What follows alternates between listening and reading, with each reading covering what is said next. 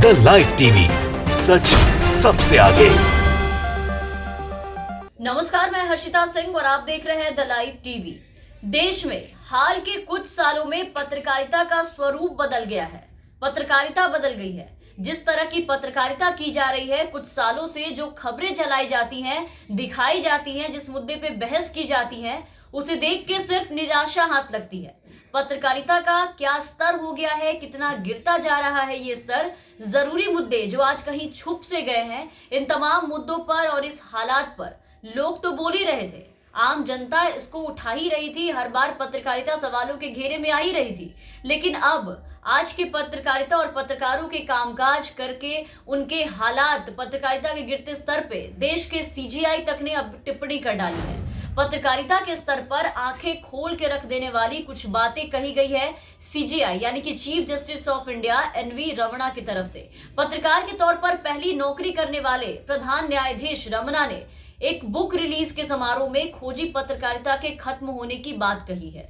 उन्होंने कहा है कि दुर्भाग्य से मीडिया के परिदृश्य से कम भारतीय संदर्भ में खोजी पत्रकारिता की अवधारणा जो है वो गायब हो रही है। ये देखिए, देश के मुख्य न्यायाधीश यानी कि चीफ जस्टिस ऑफ इंडिया जो है एनवी रमणा, उन्होंने कहा है कि खोजी पत्रकारिता की अवधारणा दुर्भाग्य से आज के मीडिया के कैनवास से गायब हो रही है। और इसके साथ ही उन्होंने आज की पत्रकारिता, आज के वक्त में दिखाई जाने वाली खबर और पहले के सालों की जो खबर होती थी, पहले की जो खबर होती थी, जो पत्रकारिता होती थी, उसकी तुलना करते हुए कहा है कि पहले समाचार में यानी कि जो खबर जो होती थी उसमें स्कैंडल्स का खुलासा होता था, लेकिन आज के समय में ऐसी कोई विस्फोटक खबरें देखने को नहीं मिलती है, कहीं भी नहीं, ना प्रिंट में ना इलेक्ट्रॉनिक में।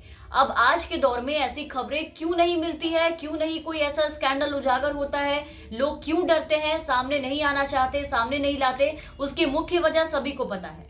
आज के वक्त में कोई भी स्कैंडल सामने लाने पर उस कांड का उजागर करने वाले पत्रकार को क्या कुछ सहना पड़ता है, सत्ता में बैठे लोग उन्हें किस तरीके से मार डालते हैं या पुलिस उन्हें इसके लिए कैसे टॉर्चर कर देती है, क्या स्थिति है उनकी। ऐसी खबर लाने वाले पत्रकारों की आज देश में दयनीय स्थिति हो चुकी है, ये सबको पता है।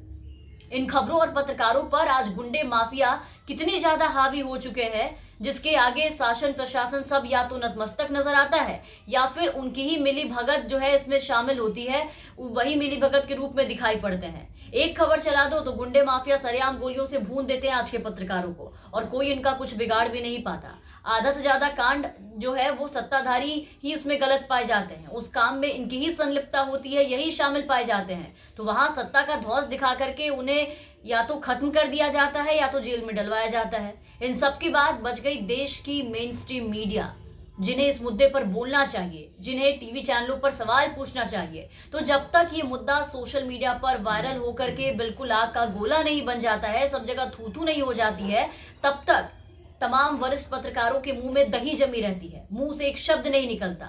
और इसलिए पत्रकार के साथ साथ वैसी पत्रकारिता भी आज खत्म होती जाती है।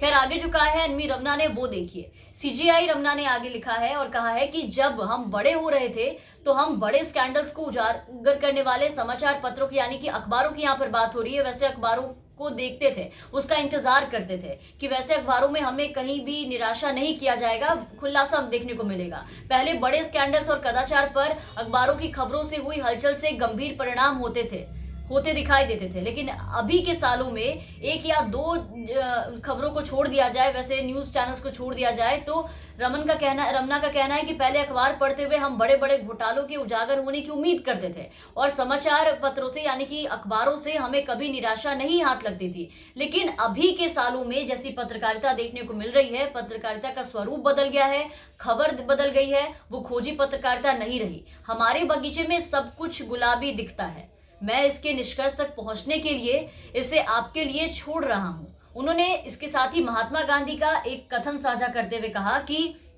तथ्यों के अध्ययन के लिए खबरों को पढ़ा जाना चाहिए, अखबारों को पढ़ा जाना चाहिए, न्यूज को सुनना चाहिए। उन्हें स्वतंत्र सोच उनकी खत्म करने की अनुमति नहीं दी जानी चाहिए। सीजीआई ने उम्मीद जताई है इसी के साथ कि मीडिया आत्मनिरीक्षण करेगा और गांधी जी के इन शब्दों से खुद को परखेगा।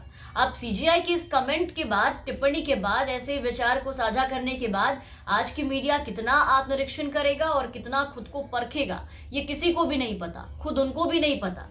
कब वो बस मोदी मोदी की पूजा छोड़कर काशी, राम मंदिर और बनारस में मोदी जी के फोटो शूट, कहाँ मोदी जी जा रहे हैं, किस तरीके से पूजा कर रहे हैं, कैसे फोटो खिंचवा रहे हैं, इन सब को छोड़कर इस तरह की खबरों और जरूरी मुद्दों पर ध्यान देगा, ये खुद आज के पत्रकारों को भी नहीं पता है, ना ही मेन स्ट्रीम मीडिया इन मुद्दों को ज्यादा तवज्जो देती है। जब तक ये जो खबरें होती है इस तरह की, जब तक कि अब सोशल मीडिया का जमाना है, तो जब तक डिजिटल प्लेटफॉर्म पे, सोशल मीडिया पे जब ये बहुत ज्यादा वायरल नहीं होती है, खबर जब बहुत बड़ा मुद्दा नहीं बन जाता है, आग का गोला नहीं बनता, हर तरफ इसको लेकर के हंगामा नहीं होता है, तब तक आप देखिए कि लोग जो आज बैठे हैं बड़े बड़े चैनलों में, वो इसी तरीके से चुपचाप मौन हुए बैठे रहते हैं। और उसी चीज को लेकर के जो आम लोग पहले कहते आ रहे थे, अब देश के जो सीजीआई हैं, यानी चीफ जस्टिस ऑफ जो इंडिया है, वो भी इन चीजों को देख रहे हैं, महसूस कर रहे हैं कि कुछ सालों में पत्रकारिता का स्तर कहां से कहां गया और कितना गिर चुका है, पत्रकारिता किस तरह की होते जा रही है, किस दिशा में जा रही है। इन सबको देखा है, उन्होंने भी महसूस किया है ये अंतर, इसीलिए आज उन्होंने यहाँ पे अपने विचारों के जरिए उसे साझा किया